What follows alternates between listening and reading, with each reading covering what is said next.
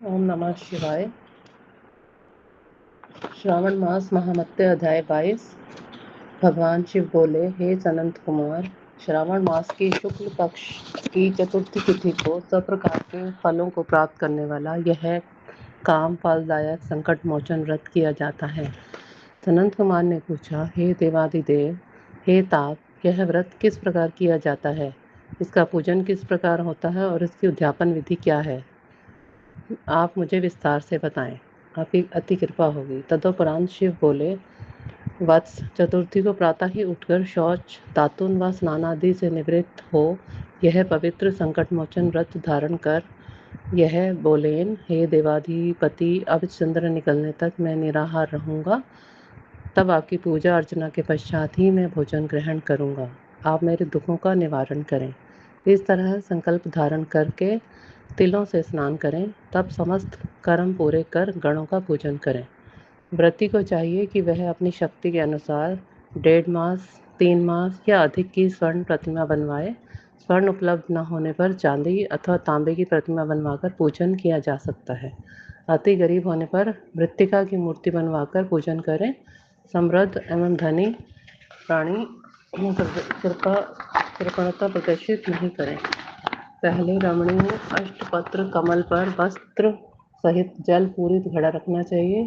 तब उस पर स्वर्ण प्रतिमा स्थापित कर 16 उपचारों द्वारा तांत्रिक या वैदिक मंत्रों की सहायता से अर्चना करनी चाहिए।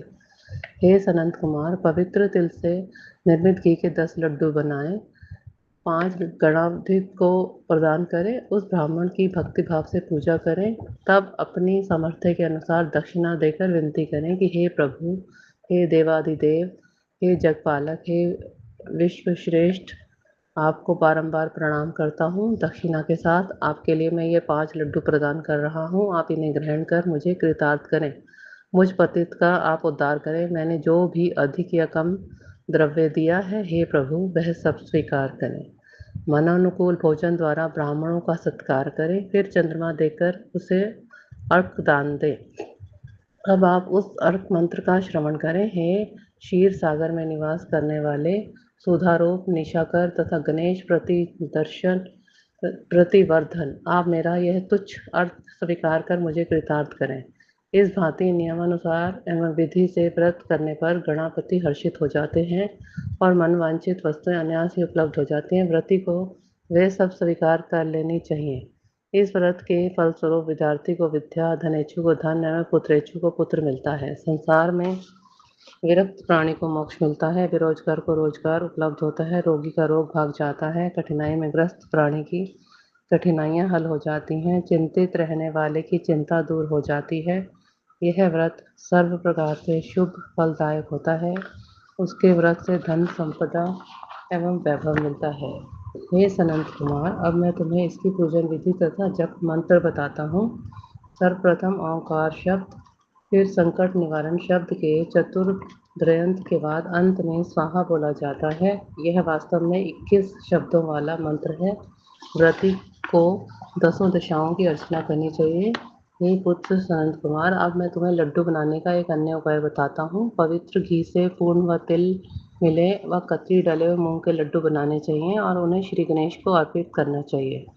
गणनाथ जी का पूजन विभिन्न नामों से करें। अब हे मुनि श्रेष्ठ, तुम उन नामों का श्रवण करो जो इस प्रकार हैं। हे पापनाशक, हे उमापुत्र मूषका आरूढ़क, हे विनायक, हे प्रभुपुत्र गणेश, सर्वसिद्धि प्राता एक दंत, हे विश्वनाशक, सकंद गुरु, संकट मोचक, मामचंद्र, विद्यादायक आदि जिनके नाम हैं, आपको बारंबार प्रणाम है। हे पाप विनाशक, मैं आपके समक्ष नतमस्तक एवं विनीत हूँ। आप मेरे सभी शुभ मनोरथ पूर्ण करें। आप मुझ पर हर्षित हों। इस भांति आप मेरे शत्रुओं का विनाश करें तथा सानिध्यों का प्रादुर्भाव करें। इस प्रकार विनती करके लड्डुओं का वायन अष्टोत्तरशत होम के बाद करना चाहिए। तब फलों के साथ लड्डू रखें और इस भांति उच्चारित करें कि हे गणेश, आपको हर्षित करने के लिए मैं यह सब ब्राह्मण को प्रदान कर रहा हूँ। तब श्रेष्ठ कथा का श्रवण कर नियमानुसार अर्घ दें।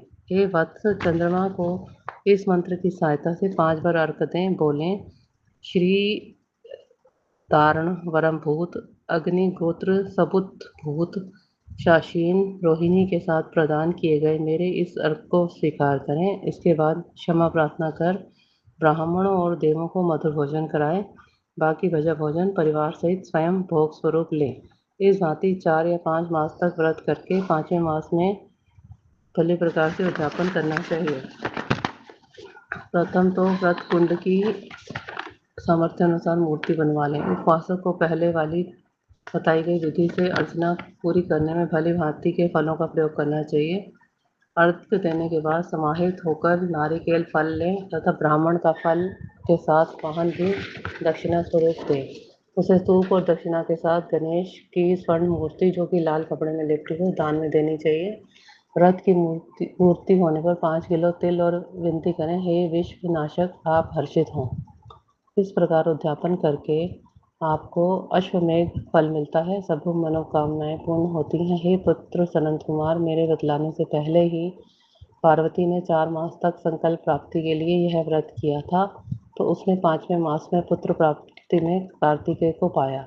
परमो परम ऋषि अगस्त्य ऋषि ने समुद्र पान के अवसर पर यह व्रत किया, तो उन्हें 3 मास के बाद विद्वेष प्रसाद से सिद्धि मिल गई। हे महामुनि, जब दमयंती ने यह व्रत 6 मास तक किया, तो उसे अपने पति राजा नल के दर्शन हुए। चित्रलेखा जो अनिरुद्ध की खोज में अतो व्याकुल हो गई थी, या बाणासुर के यहाँ ले जाते वक्त प्रद्युम्न जब बेचैन हो गए, तो रुक्मिणी ने अपने पुत्र को यह कथा इस प्रकार सुनाई। बहुत वर्ष पहले तुम्हारा जन्म होने पर जब मैं प्रसूति गृह में थी, तब तुमको राक्षस उठाकर ले गया था। उस पर मेरा हृदय विदीर्ण हो गया और मैं रोती व कलपती रही।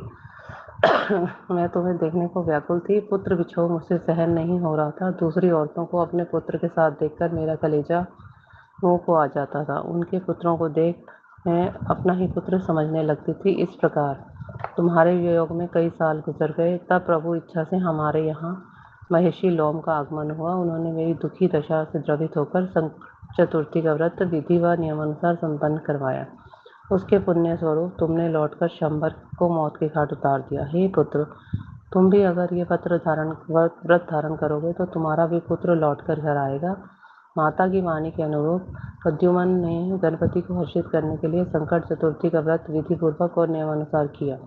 तब महर्षि नारद ने स्वयं आकर कहा, हे नरेश, आपका पुत्र अनिरुद्ध बाणासुरपुरी में है। तब नरेश प्रद्युम्न ने उस नगरी पर आक्रमण किया और अग्नि को जीतने के पश्चात अपने पुत्र के साथ अपनी पुत्र वधु को भी जीत लिया। पूर्व समय में अन्य देवताओं ने भी विद्वेष से प्रीत करने के लिए यह व्रत किया। इस मृत्यु को लोक में इस व्रत के समान अन्य कोई व्रत अति फलदायी नहीं है। यह समस्त सिद्धियां प्रदान कर अनंत धन संपदा प्रदान करता है। यह सब तीर्थ स्थलों से प्राप्त फल से भी अधिक फल देने वाला है। मनोकामना में कार्य सिद्धि के लिए सर्वोत्तम है। इस व्रत को करने वाला प्रभु भक्त सज्जन व शील होना चाहिए।